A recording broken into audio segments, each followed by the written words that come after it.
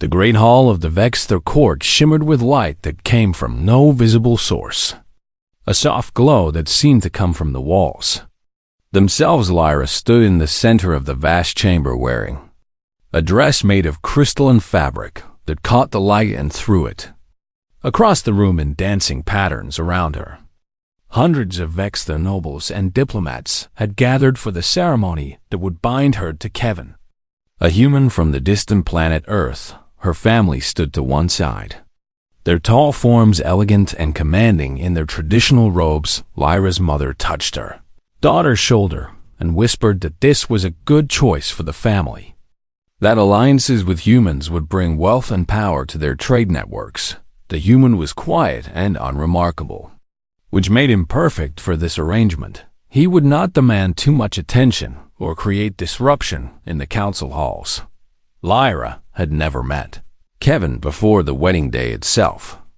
As was custom among the Vexter elite, she knew only that he came from a world called Earth, that his species was young and still learning the ways of galactic civilization. The doors to the Great Hall opened and Kevin entered. He was taller than Lyra had expected, but far less imposing than the Vexter males she knew. His clothes were simple, dark, and plain, while everyone around him wore fabrics that shimmered and shifted color. He moved without confidence, his eyes cast downward as he walked toward Lyra. The council members whispered among themselves, their expressions showing barely concealed amusement. Senior council leader Zeth leaned toward his neighbor and made a comment that brought quiet laughter. They wondered aloud how Lyra could accept such a weak and primitive creature as a husband. Kevin reached the center of the hall where Lyra waited. He looked up at her then, and for just a moment, his eyes held something that seemed to contradict his humble manner, something that suggested he was aware of every single person in the room, that he understood each of their thoughts and concerns. Then the look faded and he appeared nervous. Again, the ceremony began with the traditional words spoken by the eldest council member. Lyra and Kevin exchanged vows in the formal language required by Vexter tradition. When it came time for Kevin to speak, his voice was quiet and steady. He promised to honor Lyra, to be faithful to her, and to work toward peace between their peoples. But in the last part of his vows, he added words that were not required. He said that there were many things about him that Lyra did not yet understand. He promised her that when the time came to reveal what he truly was, he would do so with full honesty. He told her that no matter what came, he would protect her with everything he possessed. Lyra felt a strange sensation at those words, something between curiosity and uncertainty around the hall. The council members seemed unmoved by his speech. One older diplomat actually covered her mouth to hide a smile at what she clearly believed was an empty promise from a powerless human. Kevin took Lyra's hand, and the ceremony was declared complete. The celebration that followed was extravagant, and long music played from instruments that Lyra did not recognize, and food was brought out on floating trays that moved through the air. Without any visible means of support, Kevin moved through the crowd with Lyra at his side. Meeting council members and important families, he said little, only what was expected of him. He complimented the Vexter civilization and said how honored he was to be part of such an advanced society. Each time he spoke, people seemed satisfied that he was appropriately humble and grateful. When high-ranking diplomat Patricia approached them and made a comment about how fragile human men appeared compared to Vexter males, Kevin simply smiled and agreed with her. He said that humans were indeed different from her people, that they came from a harder world with fewer protections. Patricia laughed and moved on to other conversations, satisfied that she had put the human in his proper place. But Lyra noticed something different. She watched as Kevin's eyes scanned the room, taking in details about how power moved through the gathering, observed which council members held real authority, and which were merely ceremonial. He noted which diplomats spoke to each other with confidence and which seemed nervous or uncertain. He saw the factions within the court, the partnerships and the rivalries. He took in all of this information while appearing completely focused on the food in front of him or the polite conversation around him. Later in the evening, Kevin and Lyra found themselves in a quieter corner of the hall. She asked him if he found the celebration overwhelming, if he was uncomfortable being surrounded by so many powerful. Vexed Arklin looked at her with those same penetrating eyes she had glimpsed during the ceremony. He told her that he had learned long ago that understanding people was more important than impressing them. He said that watching was more valuable than speaking. He asked her if she had truly wanted to marry him, or if this was simply what her family and the council had demanded. Lyra hesitated. The truth was complex. She had accepted this union because it was her duty and because it would benefit her family and her people. She had never expected to feel anything personal for this quiet human, but there was something in him that made her curious. She told him that she had accepted the marriage as duty required, but that she would work to be a good wife to him. Kevin nodded and said that was honest, and that honesty was something he valued. He told her that there would come a time when she would understand why he had chosen to appear weak and unassuming. He said that when that moment arrived, she would understand that he was far more than what the council had decided to see in him. Lyra wanted to ask him what he meant, but before she could speak, more guests approached them, eager to continue the celebration. As the night went on, Lyra found herself watching Kevin more carefully. She tried to see what lay beneath his humble exterior. She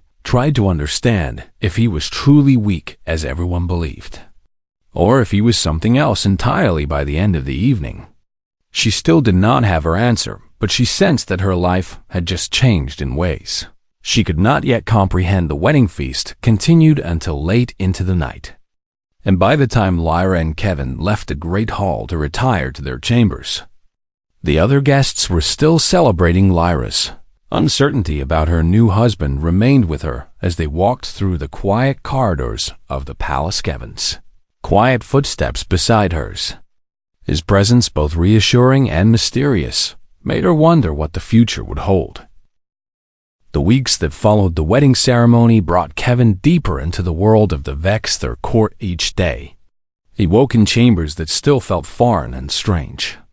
Even with Lyra beside him, he dressed in the simple clothes he preferred, clothes that made him blend into the background rather than stand out. Lyra, on the other hand, was growing accustomed to her role as the bridge between two worlds. She introduced Kevin to the various council members and explained the complex systems of power that governed the Vexther civilization. She watched as he listened carefully to everything she said, never interrupting. Always attentive, she noticed that he asked thoughtful questions about the relationships between different council members. He wanted to know who had formed alliances and why. He wanted to understand the history of conflicts between different factions. Lyra answered his questions willingly, though she sometimes wondered why he cared so much about these details. Kevin spent his days walking through the halls of the palace. He would observe the workers and the servants, speaking to them with respect and kindness. He attended council meetings where he sat silently and watched the proceedings unfold. He took note of how decisions were made, who spoke with authority, and who simply repeated what others said. He learned the names and faces of every important person in the den's Vexther government. He discovered that the council was not unified, that there were deep divisions beneath the surface of formal proceedings. On one side was senior council leader Zeth, who believed in careful expansion and controlled growth of Vexther influence. On the other side were younger council members like Patricia, who pushed for aggressive expansion and complete dominance over less advanced species. Patricia had taken particular notice of Kevin. She seemed to enjoy finding opportunities to demean him in front of others. When the council debated trading policies with human worlds, Patricia would make comments about how humans were too simple to understand true commerce. She suggested that Earth was barely worth the resources it would take to establish trade routes. When Kevin did not respond to these insults, Patricia grew bolder. She began making public statements that humans were fragile creatures, prone to illness and injury, unsuited for the rigors of advanced civilization. Kevin would simply listen to her words and smile gently, as if she had complimented him. This infuriated Patricia more than any argument could have. One evening, after a particularly harsh series of insults from Patricia, Lyra confronted Kevin in their private chambers. She asked him why he allowed her to speak to him that way. She asked if he had no pride, if he had no desire to defend his own people. She told him that his passivity was making him look weak, and by extension, making humans look weak as well. Kevin sat calmly and looked at Lyra with patient eyes. He told her that pride was something he had learned to control long ago. He explained that reacting to Patricia's insults would be exactly what she wanted. He said that losing his composure would validate her claims that humans were primitive and ruled by emotion. He told Lyra that he was waiting for something, that his patience had a purpose. He asked her to trust him, to believe that he was not accepting defeat, but rather preparing for something important. Lyra wanted to believe him, but she was troubled by his continued passivity. She was growing closer to Kevin emotionally, and this made his apparent weakness even more frustrating to her. She had begun to care for him as more than just a husband appointed by the council. She wanted him to stand up for himself and for his people. Meanwhile, Kevin continued his quiet observations of the court. He mapped out the power structures with increasing accuracy, learned that Zeth had the support of the older council members who valued stability. Patricia had cultivated relationships with younger members who dreamed of conquest and expansion. There were neutral council members who could swing either way, depending on how they were approached. Kevin also discovered something else through his careful watching. He learned that there was a faction within the Vexther government that wanted to move against Earth, not just to establish trade or minor colonial outposts, but to take over the planet completely. They saw Earth as a resource to be mined and exploited. With its human population either enslaved or displaced, he learned that Patricia was part of this faction. Though she was not the leader, he discovered who the real leaders were, who held the hidden power, and what their plans entailed. This knowledge weighed heavily on him. He knew that Lyra's family would be caught in the middle when these plans came to fruition. He knew that his wife would be forced to choose between her loyalty to her people and her loyalty to him and his world. He understood that the time for patience was approaching its end. The decision would soon have to be made public, and when it was, he would have to act. One afternoon, Kevin received a message that the emergency council session would be held. The council was going to vote on a proposal regarding Earth. The proposal would formalize the Vexther government's decision to colonize the human homeworld. All pretense of peaceful trade and equal partnership would be abandoned. The vote was set for 3 days hence. Kevin shared this information with Lyra that evening. He told her that she needed to be prepared, that the world they had been building together was about to face a test. He told her that he would finally have to reveal the truth about who he was and what he was capable of. Lyra felt fear and anticipation mix within her. She asked him to tell her now, to not wait for the council session. Kevin refused gently. He said that what he had to reveal needed to be heard by the entire council, not just her. He told her that his words would carry more weight if everyone heard them. Together, he told her that she would finally understand why he had remained silent all these weeks.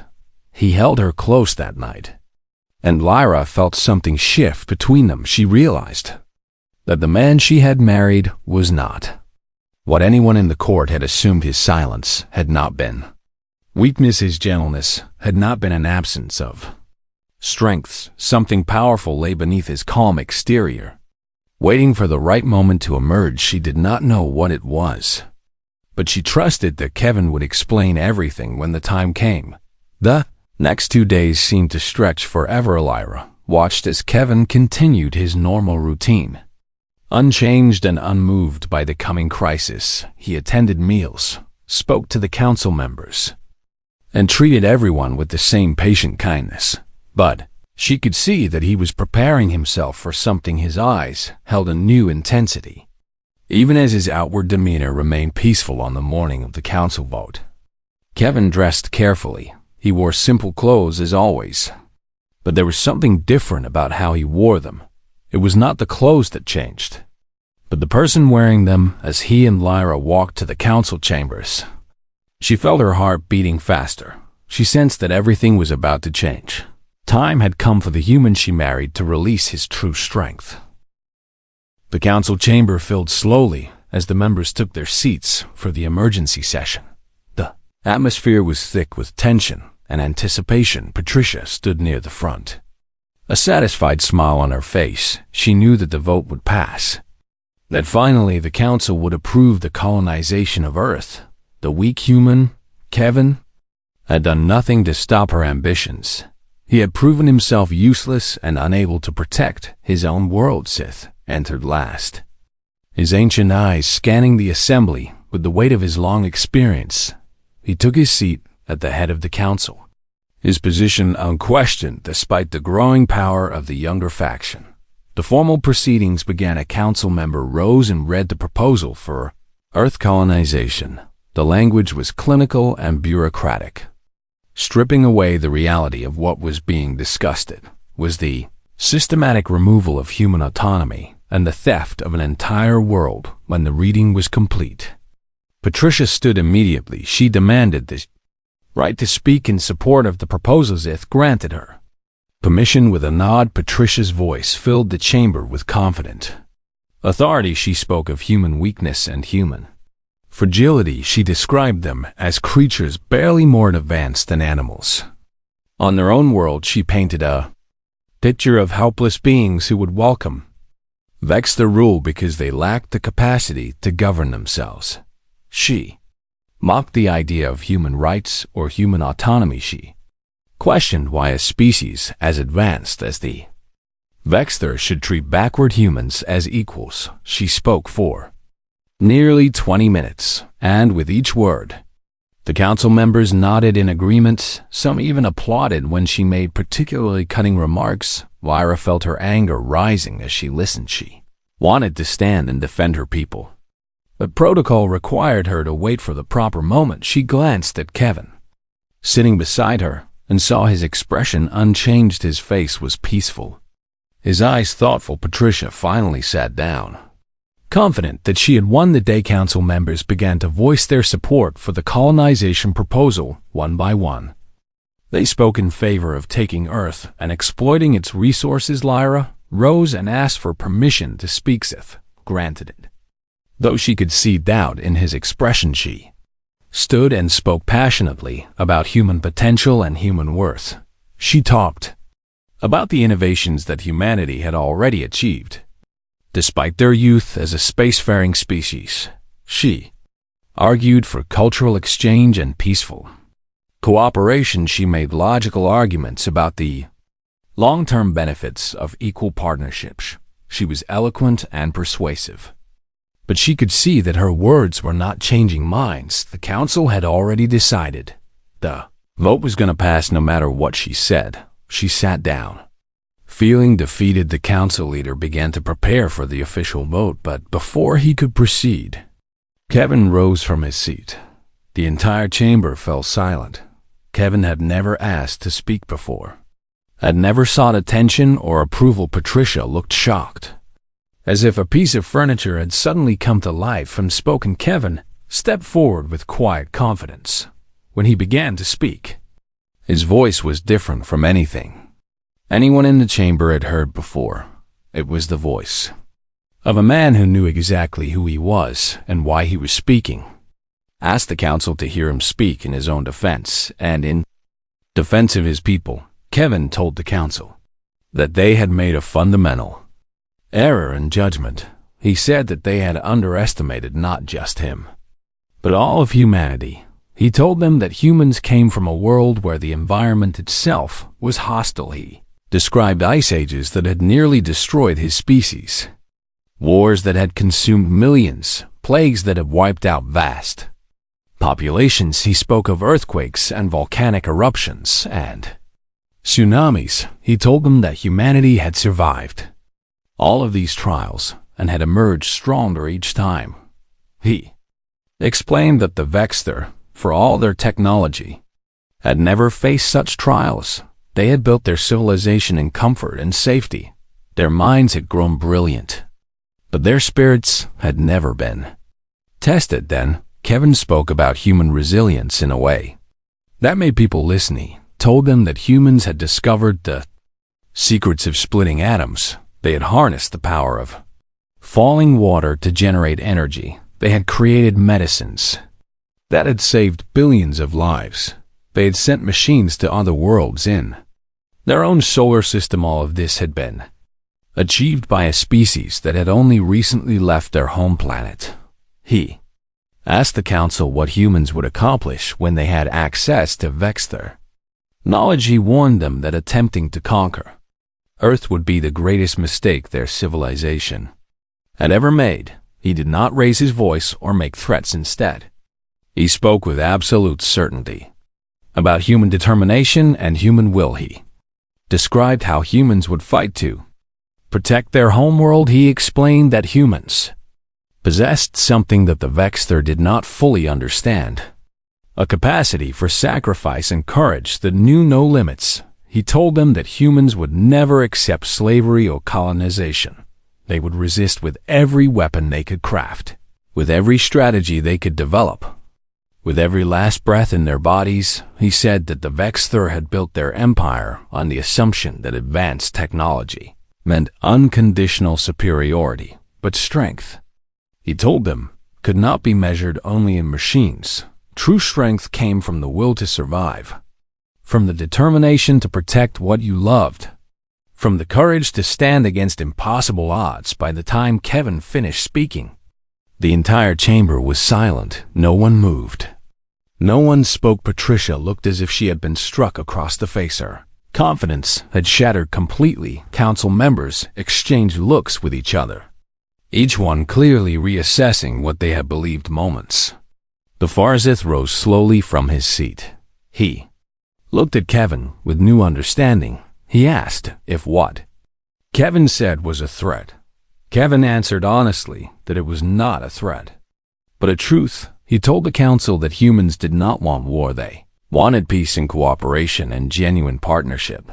But if forced to choose between slavery and resistance, humans would choose resistance every single time. Zith nodded, and something fundamental shifted in the council chambers. A council member moved to withdraw the colonization proposal. Another seconded the motion. The vote was called immediately. The result was overwhelming. The proposal was withdrawn by a majority so large that Patricia's faction could not even mount a defense. Patricia sat frozen in her seat, her world shattered in just minutes. Lyra watched her husband with amazement, seeing him, as if for the first time, the human she had married, the man everyone had dismissed as weak, had just transformed the political landscape of the entire Vexter government. The council session ended shortly after, and as people filed out, some paused to nod at Kevin with new respect.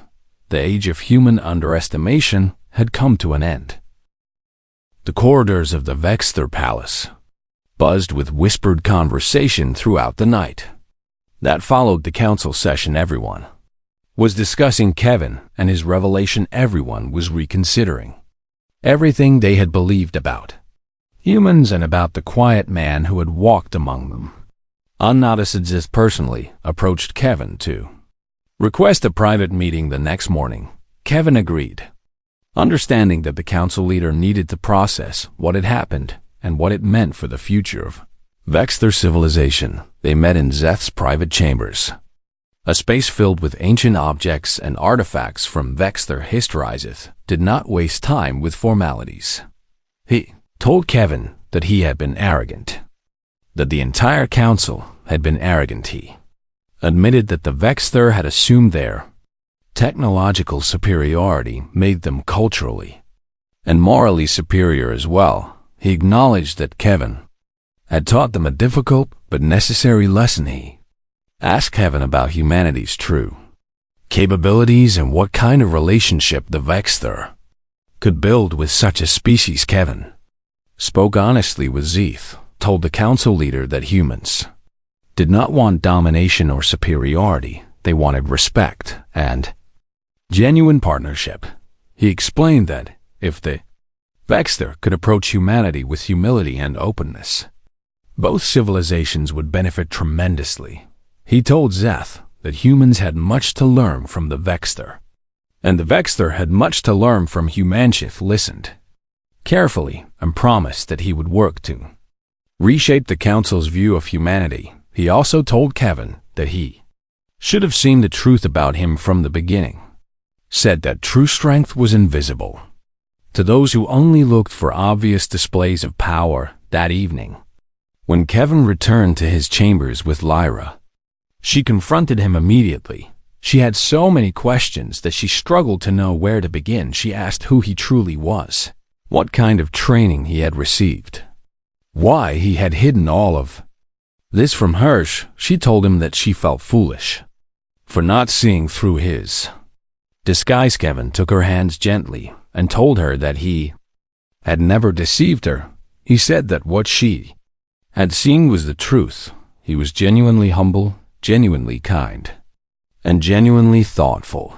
These qualities were not an act but fundamental parts of who he was. He explained that he had been born into a family that understood power and strength in a different way than the Vexter did. His people valued the ability to remain calm under pressure.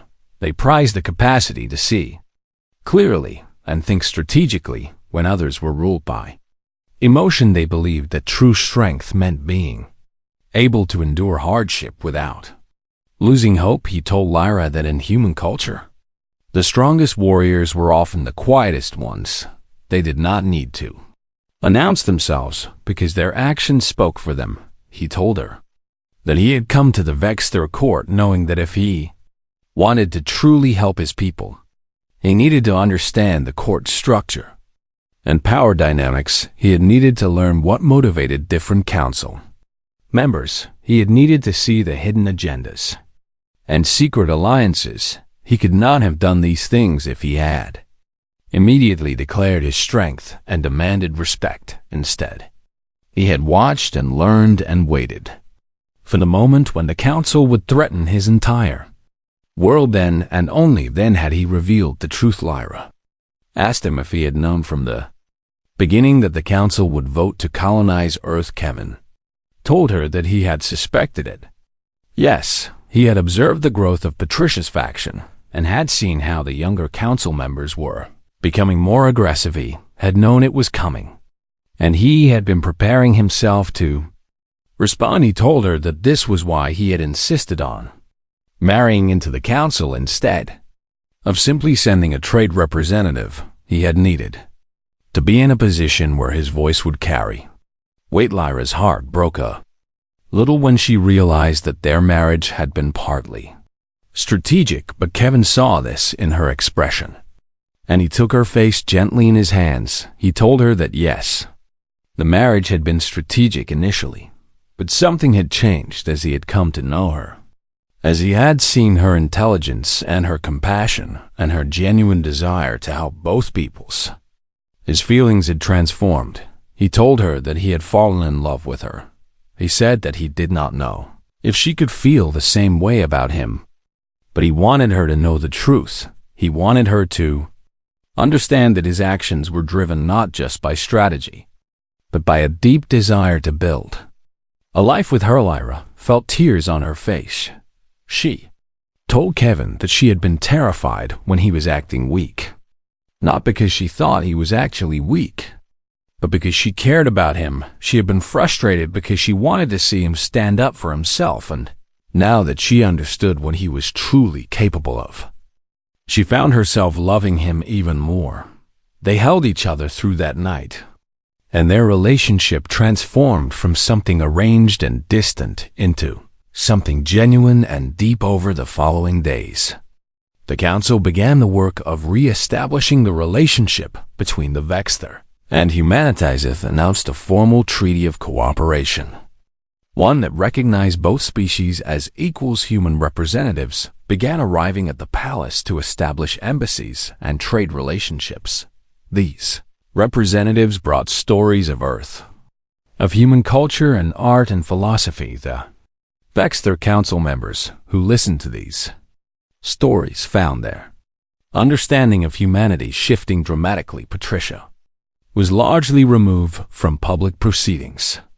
Though she was not formally exiled, she was forced to watch as the council she had tried to manipulate was transformed by the perspective that Kevin had brought. Some younger council members came to Kevin privately to learn more about human history and human thought. Kevin spent hours telling them about the great thinkers of Earth, about the philosophers who had pondered questions of meaning and purpose. He told them about human artists and musicians who had created beauty from suffering. He explained how humans had developed systems of ethics and morality despite living in a harsh world, shared stories of human sacrifice and human love. With each conversation, the understanding deepened slowly but steadily. The Vexter began to see humans not as primitive creatures to be dominated, but as people with their own wisdom and their own strength. And Kevin, the quiet human who had remained invisible in plain sight, became one of the most respected figures in the Vexter court. Lyra stood beside him through all of this, no longer his wife in name only, but his true partner. Together, they were building something new between two worlds. 6 months had passed since Kevin revealed the truth about humanity to the Vexter Council. In that time, the entire political landscape of the Vexter government had been reshaped. Formal treaty between the two species had been signed with great ceremony in the Grand Hall where Kevin and Lyra had been married. It was a document that recognized humans and Vexter as equals in trade, diplomacy, and cultural exchange. No longer would there be talk of colonization or exploitation. Instead, there would be cooperation and mutual growth. Kevin and Lyra were appointed as the primary ambassadors between the two civilizations. This meant that they spent their time traveling between the Vexter court and Earth, building bridges of understanding between peoples who were learning to see each other with new eyes. Shith continued to rule the Vexter government, but his approach had become more thoughtful and more humble. He no longer automatically assumed that the Vexter were superior to younger species, asked questions and listened to answers with genuine interest. Had become a better leader because he had learned from Kevin. One afternoon, Zeph invited Kevin to his private chambers again. This time, instead of needing to process a crisis, the council leader simply wanted to talk. He told Kevin that he had been reflecting on his own life and his own assumptions.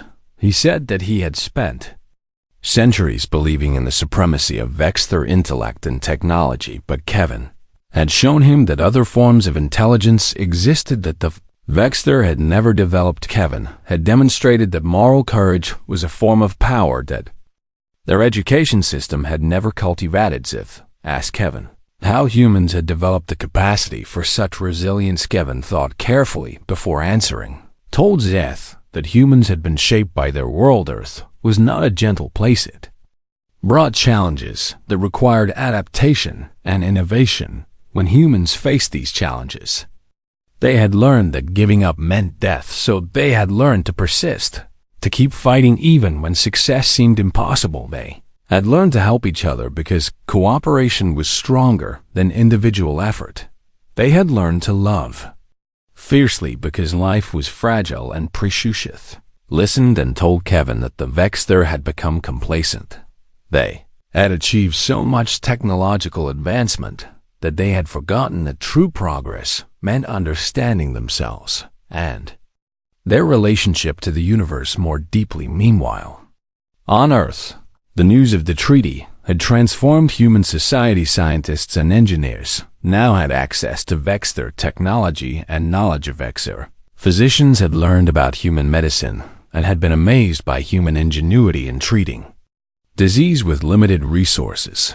Human artists had shared their work with Vexter audiences, and many Vexter had been moved by the beauty and emotion in human creative expression. Trade between the two worlds had flourished. At Vexter, goods and knowledge were making human life easier, and more prosperous human innovations were providing the Vexter with fresh perspectives on problems they had been trying to solve for centuries. One day, Kevin was walking through the palace with a group of young Vexter students. These were children who were being educated in the new way, learning about human culture and human philosophy alongside traditional Vexter studies. A young Vexter girl approached Kevin and asked him why he had remained so quiet before. She wanted to know how he had managed to say so little while the council was making such important decisions. Kevin knelt down to speak with her at her level.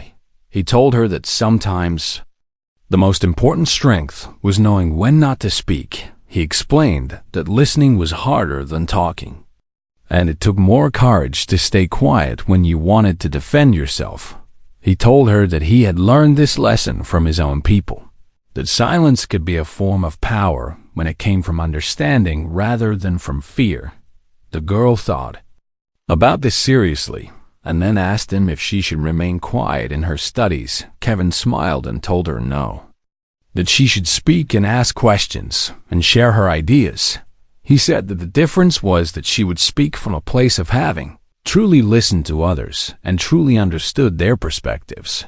He told her that the best leaders were the ones who knew when to speak and when to listen. That evening, a great celebration was held in the grand hall of the Vexter Palace. The occasion was the formal announcement of the first joint human Vexter research initiatives. Teams of scientists from both species would be working together on problems related to space exploration, medicine, energy production, and environmental science. Kevin stood with Lyra at the center of the celebration. Around them, humans in Vexter were eating together, talking together, laughing together. Some were trying to teach each other words in their respective languages. A human scientist was showing a Vexter engineer designs for a new type of spacecraft that combined human innovation with Vexter technology. A Vexter artist was explaining the principles of their crystalline art form to a human painter. The barriers between the species were breaking down, replaced by genuine curiosity and appreciation. Lyra leaned close to Kevin and told him that she was proud of him.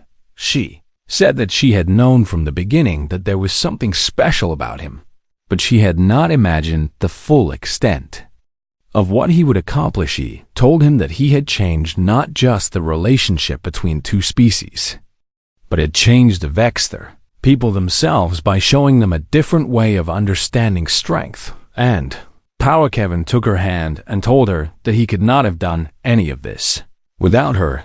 He said that she had been willing to trust him when it would have been easy to dismiss him as weak. She had stood by him even when she was confused and frustrated.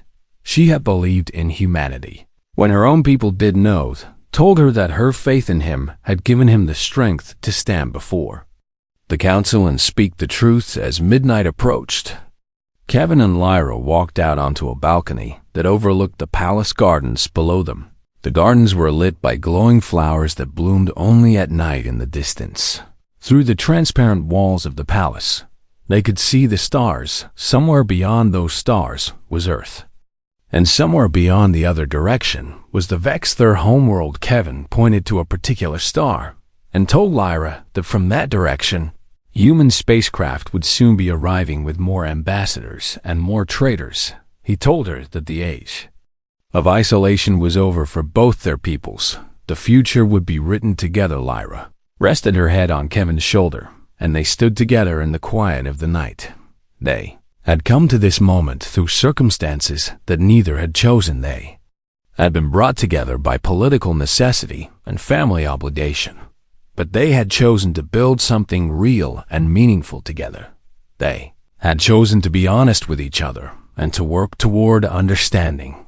They had chosen to be the bridge between two worlds, and in making those choices, they had not only changed themselves, but had changed the course of history for both the human and Vexter civilizations. The story that had begun with a quiet human walking into a grand wedding hall had become the story of a transformation.